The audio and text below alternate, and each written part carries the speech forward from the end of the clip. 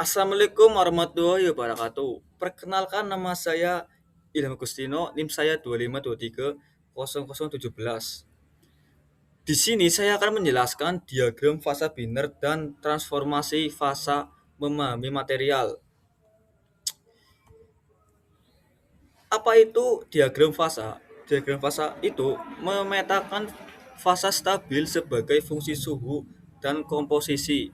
Untuk sistem biner, dua komponen sumbu horizontal menunjukkan konsentrasi relatif. Sumbu vertikal menunjukkan suhu. Diagram menyediakan informasi tentang rentang stabilitas, fasa cair, padat, dan campuran fasa. Untuk fusi menentukan kondisi T komposisi untuk fasa tunggal atau multipenik.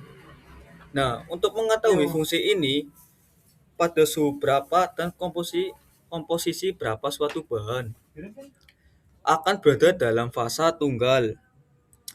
Misalnya cair saja atau padat saja atau campuran beberapa fasa. Misalnya sebagian padat, sebagian cair.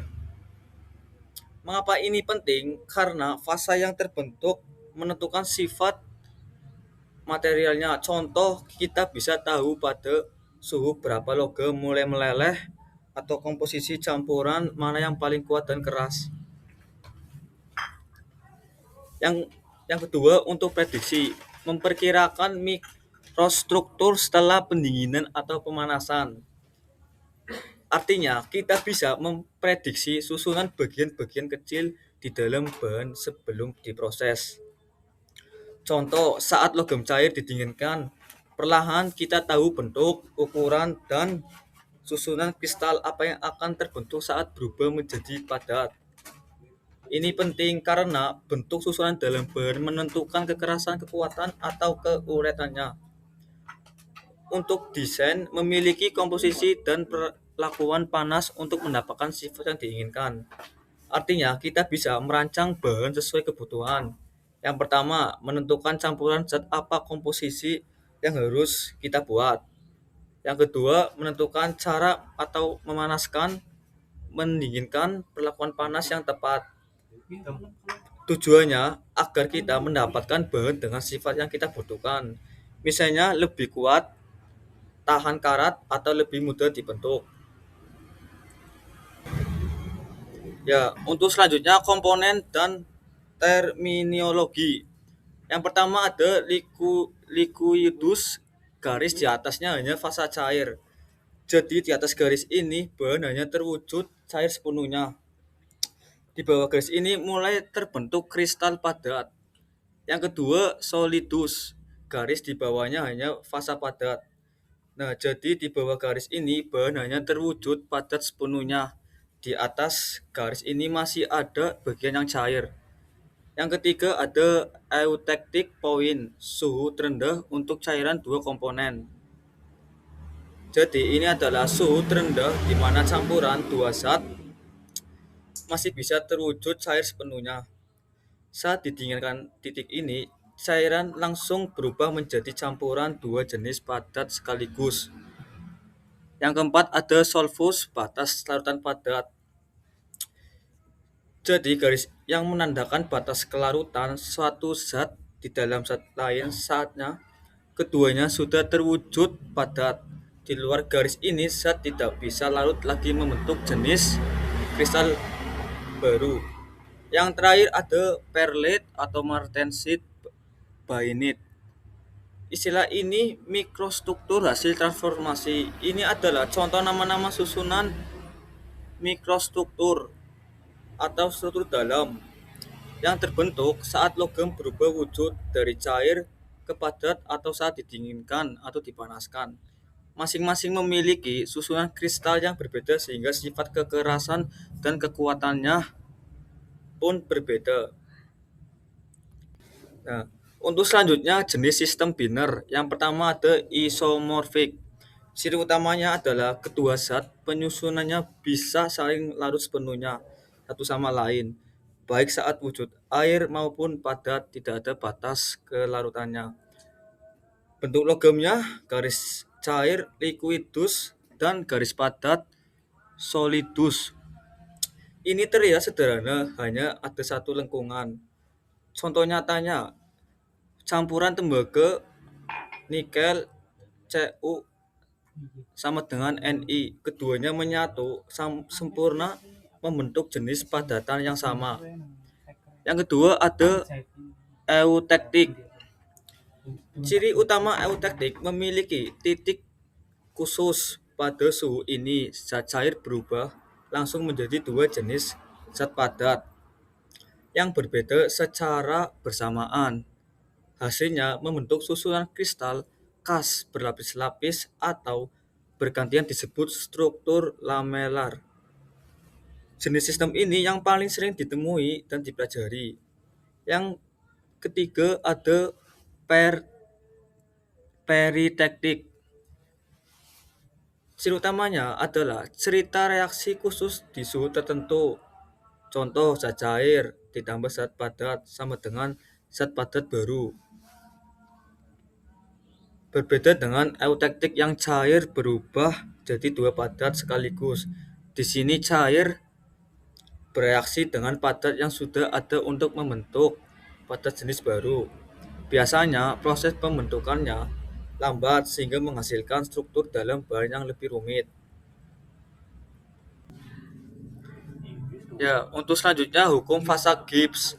Persamaan Gibbs V sama dengan C dikurangi P sama dengan plus 2 untuk sistem dua komponen homogen di mana F sama dengan derajat kebebasan, C sama dengan jumlah komponen, P sama dengan jumlah fasa. Aplikasi ini menentukan variabel yang dapat diubah, T komposisi tanpa mengubah jumlah fasa. Contohnya pada titik eutektik, C sama dengan 2, P sama dengan 2. Terus V sama dengan O titik invarian. Yang kedua pada solvus dengan dua fasa padat. V sama dengan garis suhu berubah dengan komposisi. Untuk selanjutnya analisis kurva pendinginan. Kurva pendinginan ini eksperimen T versus waktu mengungkap transformasi fasa melalui perubahan laju pendinginan, yaitu plateau titik infleksi atau perubahan gradien menunjukkan pelepasan atau penyerapan panas latent heat. Langkah yang pertama ada kenali titik batas perubahan fase. Jadi cari titik awal pembekuan titik cair liquidus saat cairan mulai berubah jadi padat. Yang kedua cari titik akhir pembukaan, yaitu titik padat solidus saat seluruh cairan sudah berubah jadi padat sepenuhnya. Langkah yang kedua, pasangkan fitur kurva dengan diagram fasa untuk menentukan reaksi eutektik, peritektik, dan lain-lain. Jadi dicocokkan dengan diagram fase. Bentuk dan ciri khas kurva disesuaikan dengan diagram keseimbangan fase untuk mengetahui jenis reaksi yang terjadi. Yang pertama ada eutektik, cairan berubah langsung jadi dua jenis kristal pada sekaligus. Kurva biasanya datar mendatar. Terus ada peritektik, reaksi antara cairan ditambah padat menghasilkan jenis padat baru. Sampai kurva berubah kemiringan atau titik belok. Lalu ada jenis reaksi lain juga dikenali dari bentuk kurva. Nah, yang ketiga, langkah ketiga, gunakan laju pendinginan untuk memprediksi ukuran butir dan fase metastabil. Jadi langkah ketiga yang ini hubungkan laju pendinginan dengan hasil akhir. Semakin cepat didinginkan, butiran kristal ini yang terbentuk makin halus dan bisa terbentuk fase metastabil. Fase yang tidak stabil dengan secara alami terbentuk karena pendinginan sangat cepat. Lalu semakin lambat didinginkan, kristal tumbuh semakin besar. Grafik yang di kanan ini sumbu tegak suhu sumber mendatar waktu. Yang kedua, garis berwarna berbeda, kurva pendinginan untuk komposisi atau bahan berbeda. Yang bagian datar atau berubah tajam pada garis, tempat terjadinya perubahan fase atau pelepasan panas laten.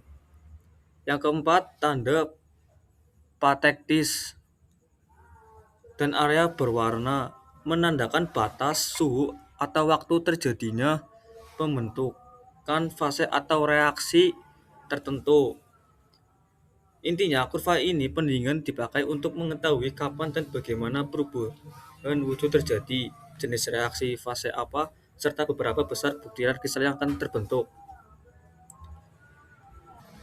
Untuk selanjutnya ada transformasi fase pada paduan eutektik.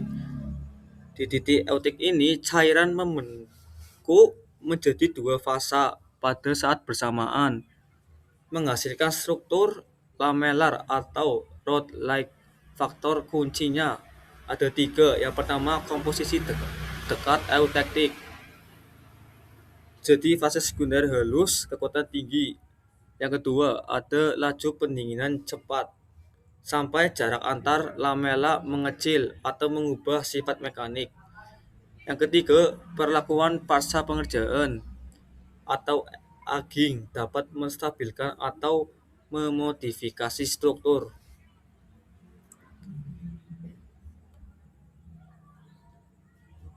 Untuk selanjutnya ada transformasi fasa peritektik dan monotektik. Peritektik cair ditambah padat sama dengan padat baru pada peritektik sering menghasilkan korosi mikrostruktur bertahap dan fase stabil bila kinetika lambat. Monotektik ini cair 1 sampai cair 2 ditambah padat kurang umum tapi penting pada beberapa paduan. Yang pertama ada implikasi kinetika. Difusi diperlukan untuk kreasi peritektik. Pendinginan cepat dapat menghasilkan fase supersaturated.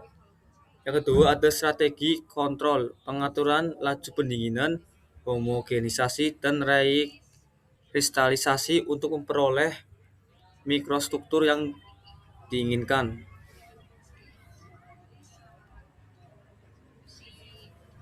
Untuk selanjutnya ada contoh aplikasi industri. Yang pertama baja. Diagram V sampai C memandu kontrol pendinginan untuk memperoleh martensite, bainit atau perlit, menentukan kekuatan dan keuletan. Yang kedua ada paduan aluminium. Fasa intermetalik dan eutektik mempengaruhi ketangguhan dan kemampuan pengecoran.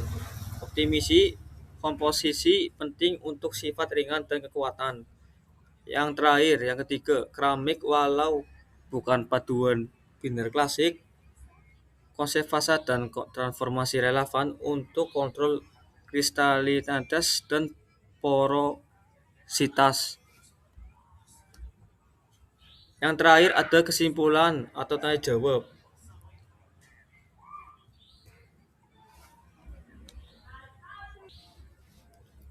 Nah, untuk kesimpulannya adalah diagram fasa biner adalah alat prediktif utama untuk mikrostruktur dan sifat material. Yang kedua, jenis sistem isomorfik, eutektik, peritektik menentukan jalur transformasi.